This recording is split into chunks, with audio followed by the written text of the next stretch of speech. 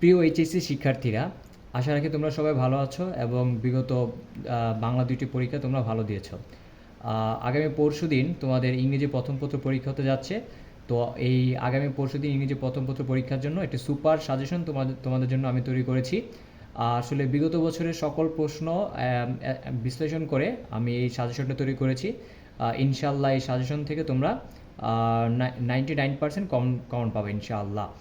তো এখানে ফার্স্টে দেখতেছো যে তোমাদের বইয়ের যতগুলো ইউনিট রয়েছে, সেই ইউনিটগুলোর মধ্যে সবচেয়ে ইম্পর্টেন্ট যে লেসনগুলো সেগুলো আমি এখানে সাজেশন ইনক্লুড করেছি।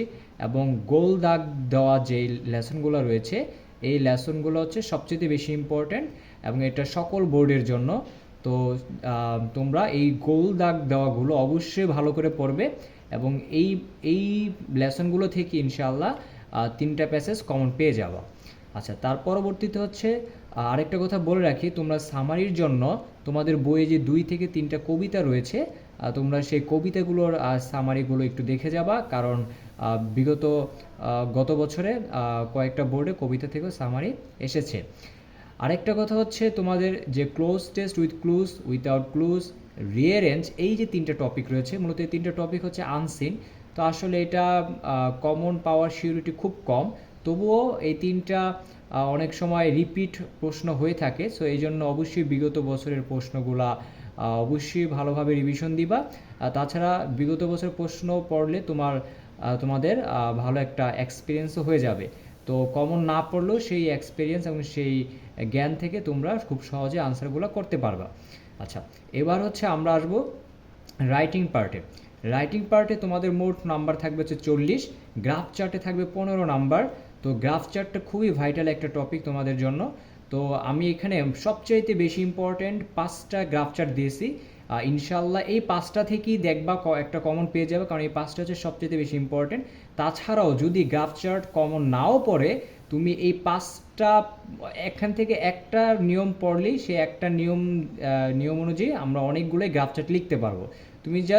তোমাকে যেটা করতে হবে, যে গ্রাফ চার্টের যে মূল নিয়মটা সেটা তোমাকে ভালোভাবে আয়ত্ত করতে হবে, তাহলে ইনশাল্লাহ একটা গ্রাফ থেকে তুমি একাধিক গ্রাফ চার্টের আনসার খুব সহজে লিখতে পারবো।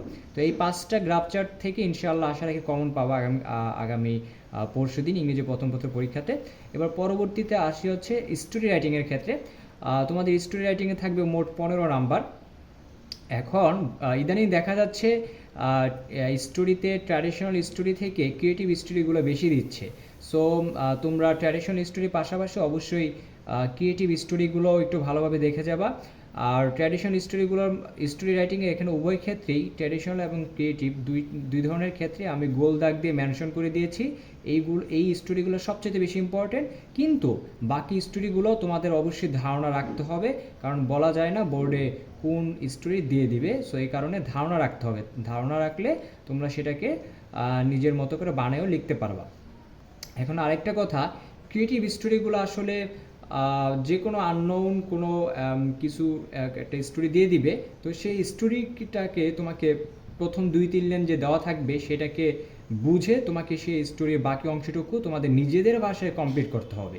আর এখানে আরেকটা কথা বলে রাখি, স্টোরি রাইটিংটা আসলে ক্রিয়েটিভ স্টোরির ক্ষেত্রে মূলত, সো ক্রিয়েটিভ স্টোরিটা আসলে যে যার মতো করে উপস্থিত বুদ্ধিমত্তা দিয়ে যত সুন্দরভাবে গুছিয়ে লিখতে পারবে সে ততটাই নাম্বার পাবে। সো এই কারণে অবশ্যই এই স্টোরিগুলো রিভিশন দিবা। আশা রাখি এই স্টোরিগুলো থেকে তোমরা কমন পেয়ে যাবা, কেননা এইগুলোর বাইরে বিগত বছরে কখনোই আসতে দেখা যায়নি।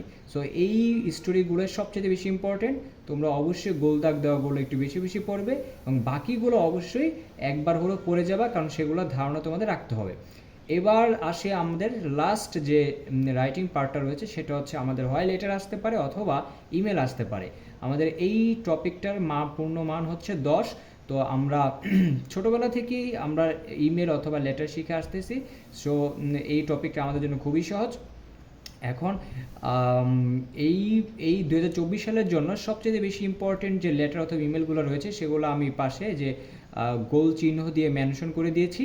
এই ইমেল অথবা লেটারগুলো সবচেয়ে বেশি ভালোভাবে পড়ে যাবা এবং বাকিগুলোও তোমরা ধারণা নিয়ে যাবা, কেননা এখানে প্রত্যেকটা লেটার বা ইমেলই সহজ। আর খুবই ইম্পর্টেন্টগুলি তোমাদের এখানে দেওয়া রয়েছে। সো এগুলো অবশ্যই ভালোভাবে রিভিশন দিয়ে যাবা। আর আরেকটা কথা হচ্ছে বর্তমানে এই যে রিসেন্ট একটা টপিকের মধ্যে অন্যতম হচ্ছে মেট্রো রেল। তো এই মেট্রো রেলের জার্নি সম্পর্কিত ইমেল অথবা লেটার ম্যাক্সিমাম সময় আসতে দেখা যাচ্ছে। সো এটাকে একটু ভালোভাবে পড়ে যাবা। সো এই হচ্ছে তোমাদের ইংলিশ ফার্স্ট পেপারের সাজেশন 2024 সালের পরীক্ষার্থীদের জন্য। তো এই সাজেশনটা যদি ফলো করো ইনশাআল্লাহ তোমরা 95 to 99% কমন পেয়ে যাবা, এতটুকু আমার দৃঢ় বিশ্বাস রয়েছে, কারণ এগুলো আমি অনেক অ্যানালাইসিস করে এই সাজেশনটা তৈরি করেছি। সো সবার জন্য শুভকামনা রইল। আল্লাহ হাফেজ। সবাই ভালোভাবে পরীক্ষা দিবা এটাই কামনা করছি। আলবিদা।